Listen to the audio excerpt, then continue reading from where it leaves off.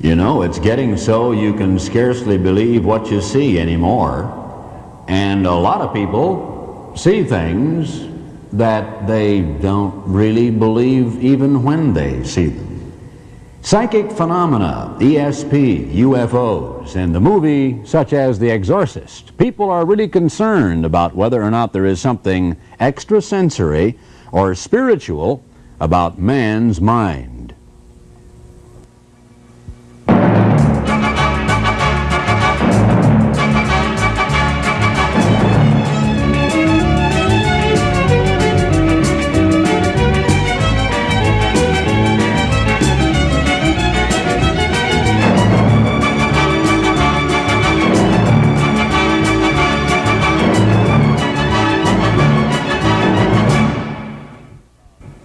We were talking about UFOs last time, and I was talking about how I myself had actually seen one, and I find out that an awful lot of other, maybe millions of Americans, as a matter of fact, have seen them too.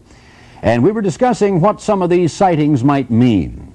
Well, let's go on another step and talk about this human body and mind of ours. You know, science doesn't really know it all when it comes to the human body and mind. In our high school classes about biology, we learned that we are anatomical, that we are a human anatomy. We learned about groups of organs and systems, but science is having to find out more and more about the human mind. They must constantly add to their knowledge about the human organism and change their concepts constantly as they learn new things.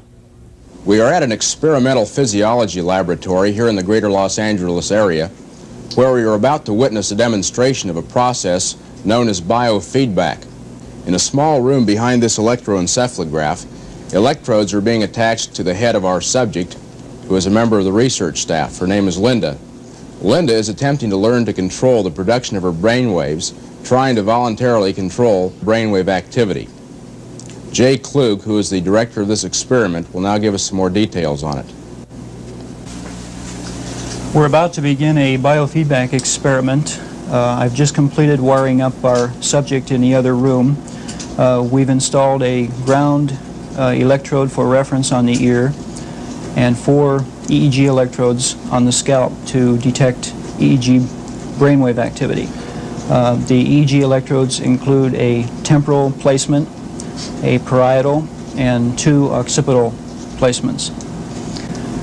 This activity is transferred to this room via cabling, and we're now about to select the leads we want to monitor on the EEG machine. To begin with, we'll select which input leads we want to bring into the machine. We'll take a lead between the temporal and parietal, the parietal and one of the occipitals, the 2 occipitals, and the temporal and occipital. Now, this will allow us to record raw EEG activity. We'll turn the machine on and see what we have here. Basically, now we're adjusting for sensitivity variations between channels to get each channel large enough so that we can detect the types of brainwaves we want to detect. Today we have some very good recordings. We'll probably use alpha feedback today.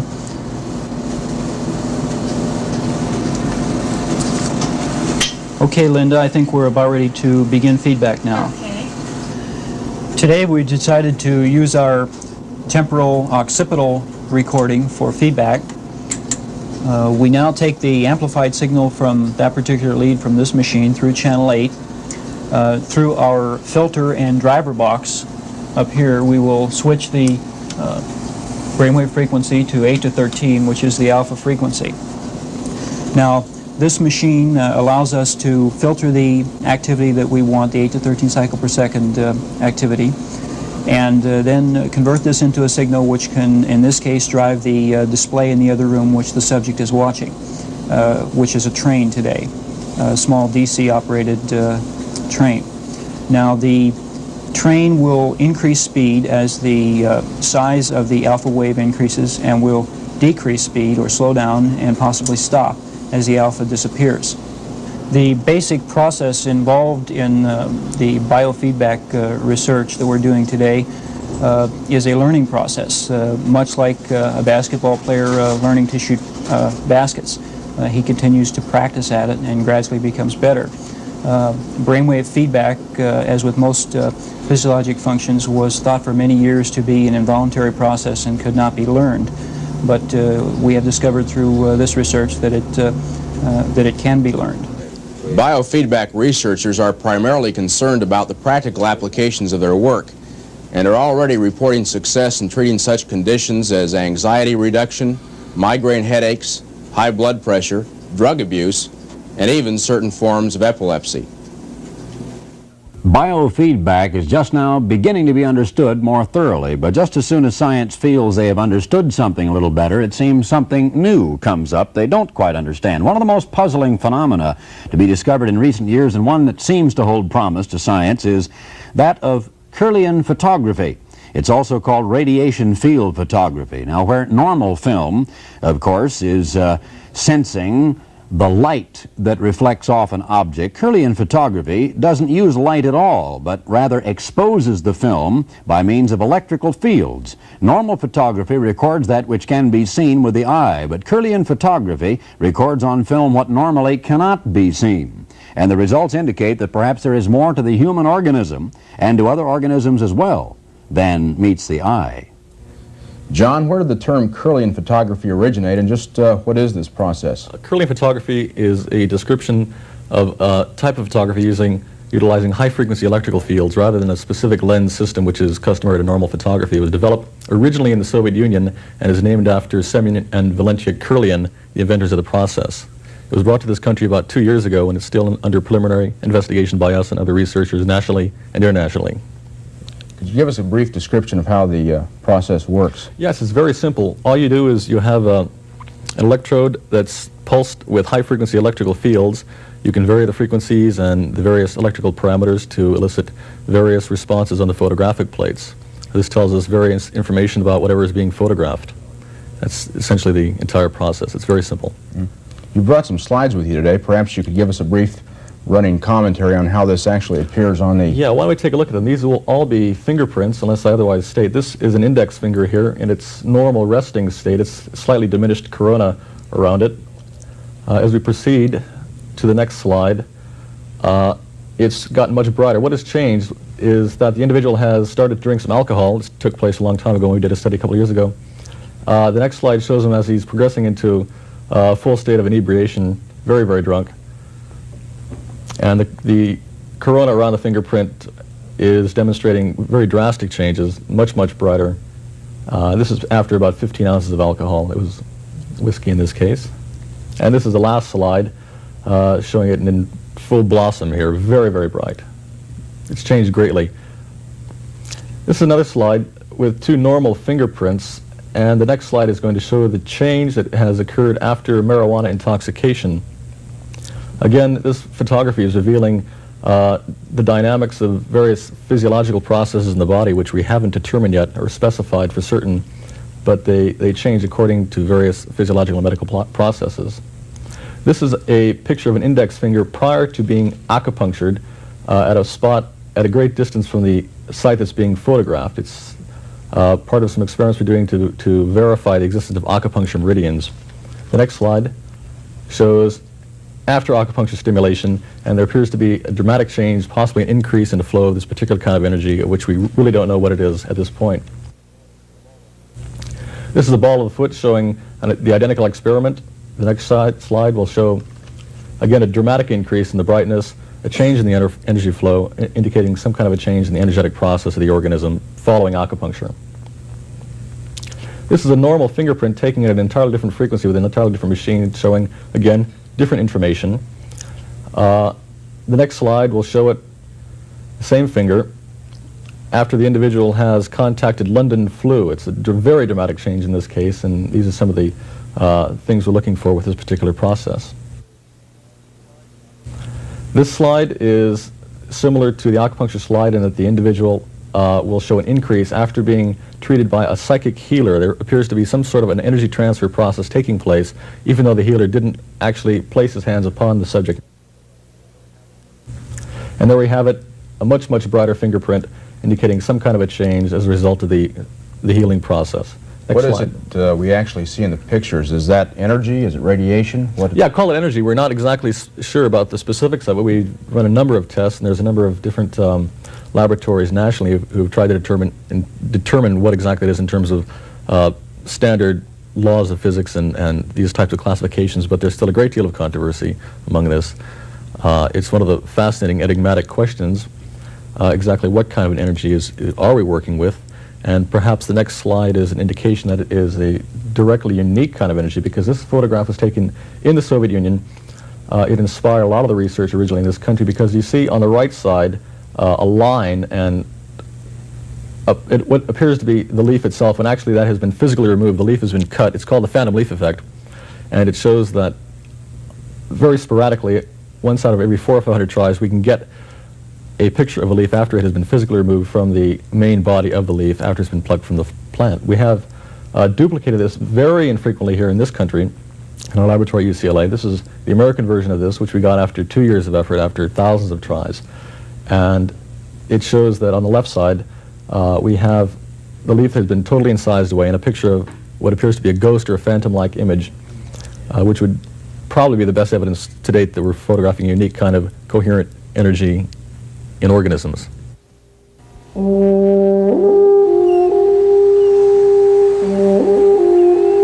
Well, life's been pretty good. Summer home, yacht, vacation when I want it.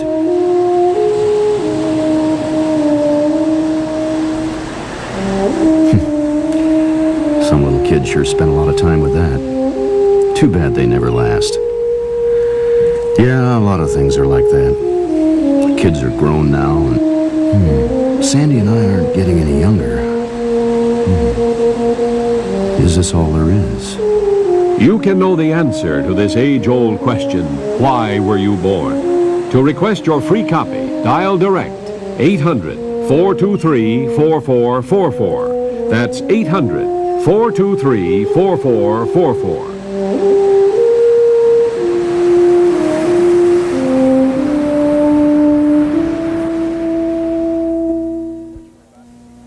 What you are about to see demonstrated here today is known as dermo-optical perception, better known to the layman as skin vision. Mary, how do you feel today? Fine, thanks. How are you, Dr. Berkey? Fine, thank you. Are we ready for our demonstration? Well, I guess. This research is beginning to pay off in terms of practical application, hopefully even in helping the blind to recognize color. I have here 3 bulbs, Mary, of 3 colors. I'll put them in front of you. Okay. The colors are red, yellow, and blue. And I'll ask you to select the colors that I gave you as to the bulbs. This is blue. I think this is yellow. And this would be red. Right. So I'll give you these 3 folders. Okay. Now the colors there are black, green, and red. Black, green, and red? Yes.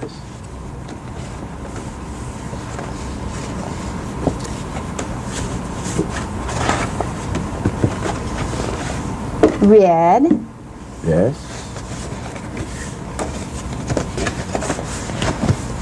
Black. Yes. And I think we call that blue, Dr. Blue. Berkey. Fine. Okay. Exactly. That's very good. Very good, Mary. Let's proceed now. And I have some letters here, but I shall not tell you what they are. Okay. And I'm going to ask you to select and see if you can make a word out of those 3 letters, please. Okay.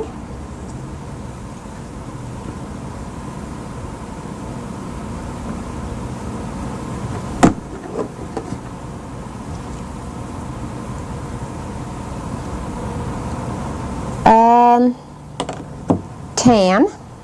Tan. Uh-huh. Yes, that's very good.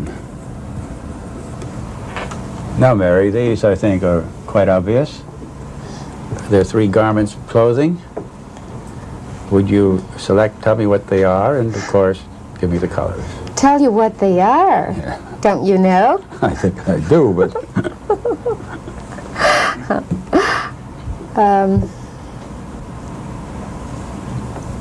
Let's see.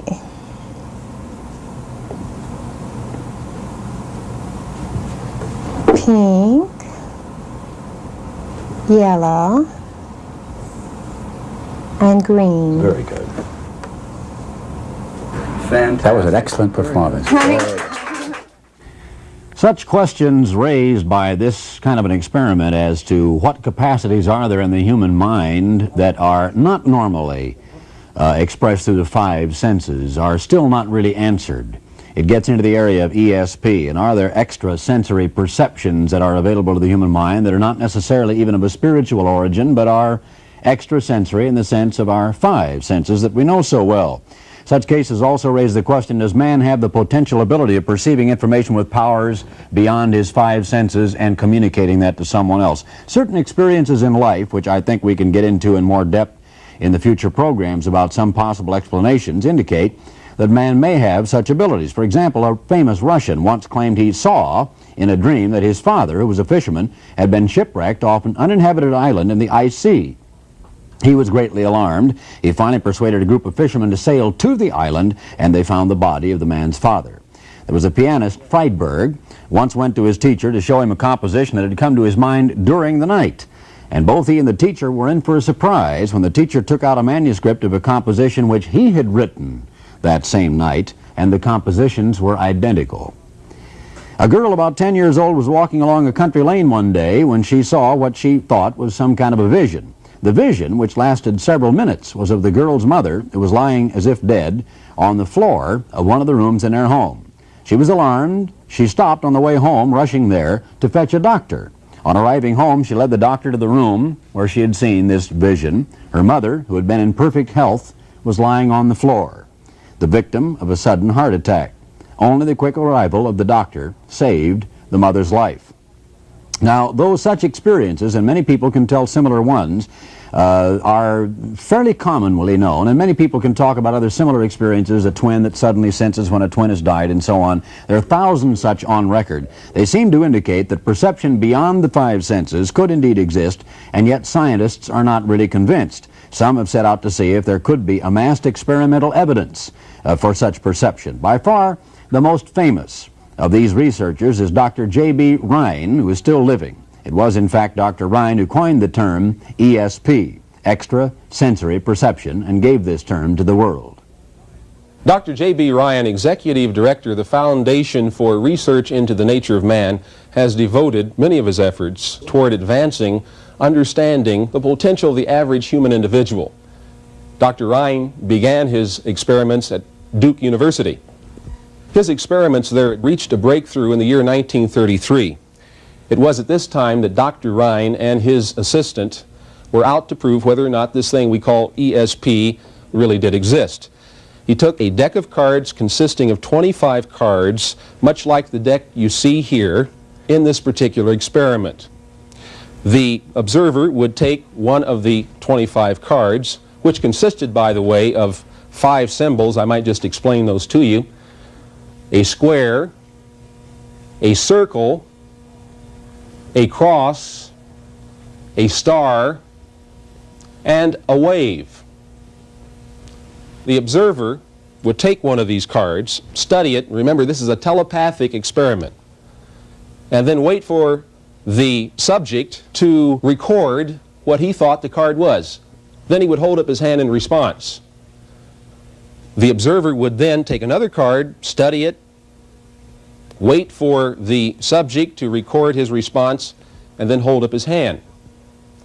Now, in the original experiment with the male student that Dr. Ryan and his assistant conducted, they found that the young man was quite gifted in this area.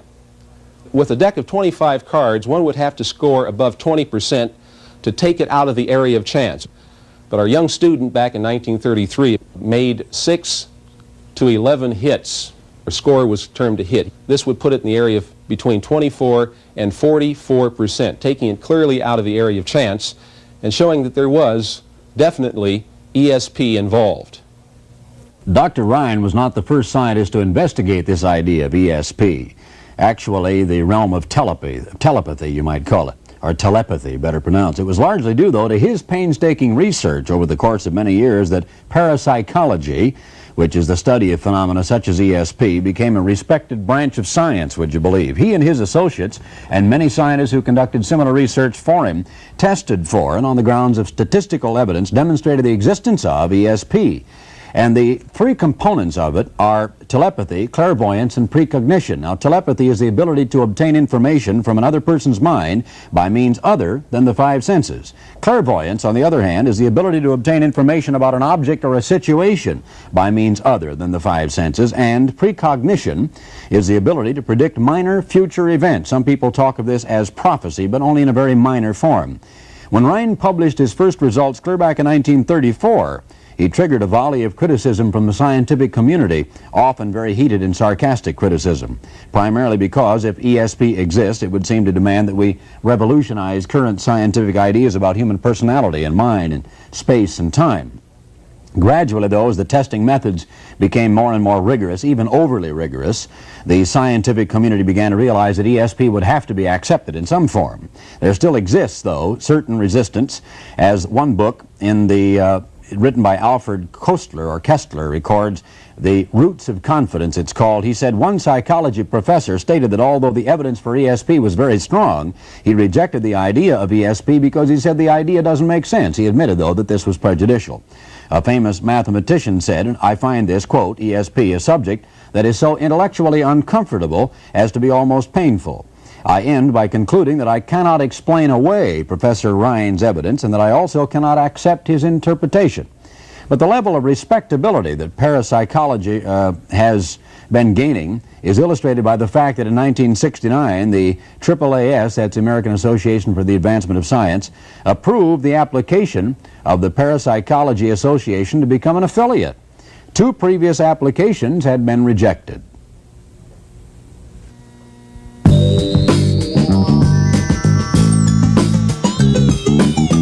For centuries, the occult arts have been kept hidden behind closed doors. In today's society, many have turned to the secrets of the ancients. Decisions are made according to the fall of a card, the odor of incense, or the position of the stars. And probably people you know dabble in the occult.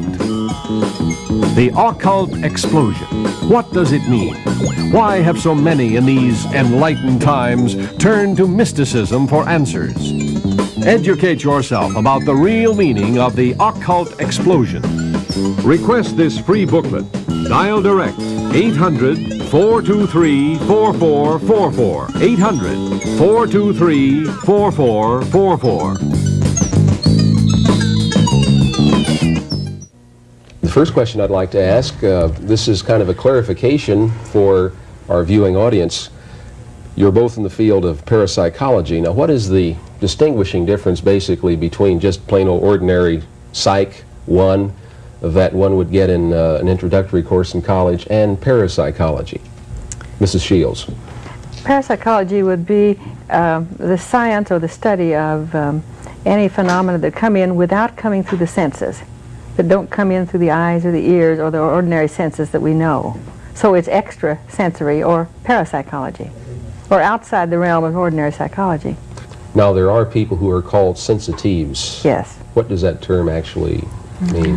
It means that they are sensitive to certain experiences that most of us don't normally have, such as being telepathic. That is, knowing, for example, what's going on someplace where they are not at the present moment.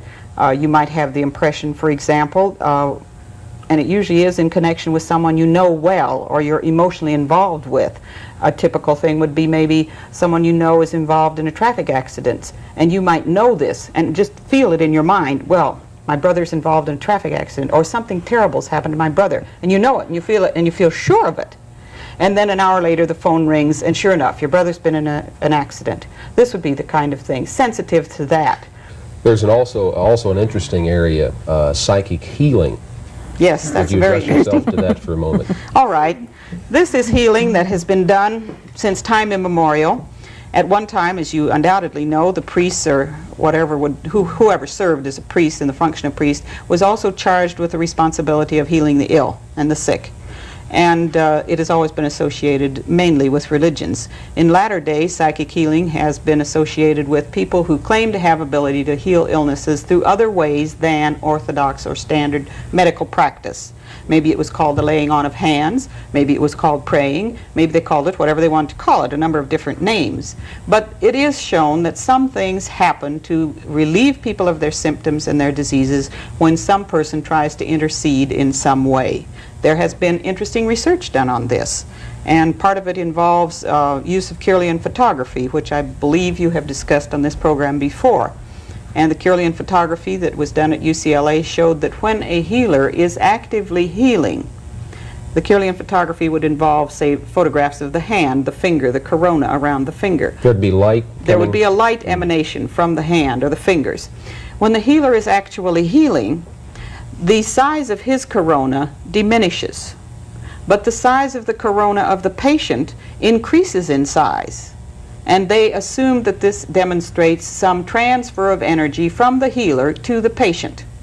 In other words, something real is happening. It isn't just suggestion or auto-hypnosis or something like this, that a real physical phenomenon is happening, and we're just beginning to have the instrumentation possibly to record this incidence.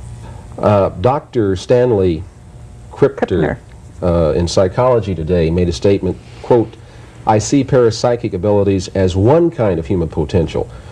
Creativity is another. Now I think that parapsychic phenomena represent a relatively minor part of the human potential. I'm interested in developing them in the laboratory, but I don't really think that they are very important to individuals." Do you agree with that statement? I strongly disagree with that statement, because I feel that it's just a very new awakening in the evolutionary process, and that at the present moment probably psychic experiences don't take up much of a person's day or much of a person's time or thinking. But I think it will in the future become more and more and more important. And as for potential, I think this is the new world of study, of analysis and statistics and study. In fact, Freud himself said, were he to live his life over again, he would have entered this field rather than psychoanalysis, because it has more potential. Any way you look at the subject, you really realize there is something there that is not just human. Well, next time we're going to go into the question of whether or not there really is a spirit world, and if so, what kinds of spirits, and what are they like, and where do they come from, and are humans in communication with them? In the meantime, you need to write for these booklets, the one on the occult explosion, and just what that means, the incidence of a large number of occultism shops and books and cards and the like, and also this booklet on Why Were You Born? The very essence, the meaning, and the purpose of human life, and why we have these bodies and minds. Until next time, Garner Ted Armstrong, goodbye, friends.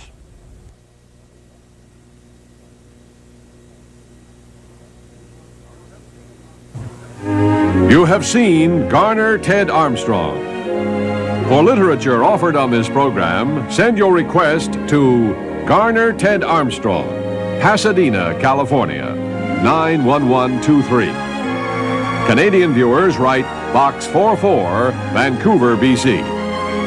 Or in the continental United States, you may dial this toll-free number, 800-423-4444. That's 800-423-4444.